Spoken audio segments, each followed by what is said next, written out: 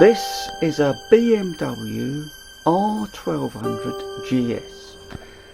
It's a 2015 model, and I replaced the in-gear no crank switch.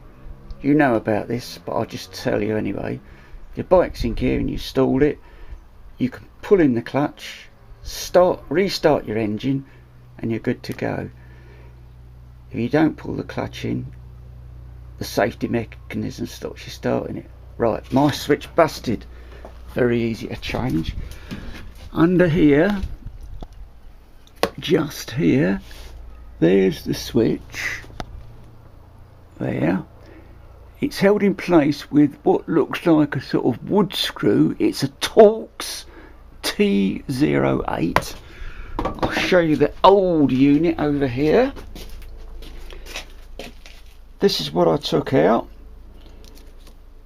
There's your wood screwish type thing. Now you've got two holes there.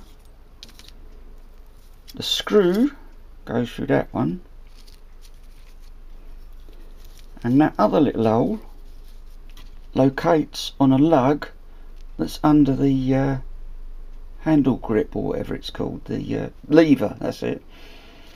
As my bike had a cruise control, it's actually got the two little micro switches there.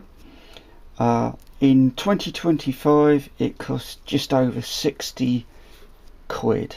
That's British pounds. What more can I tell you?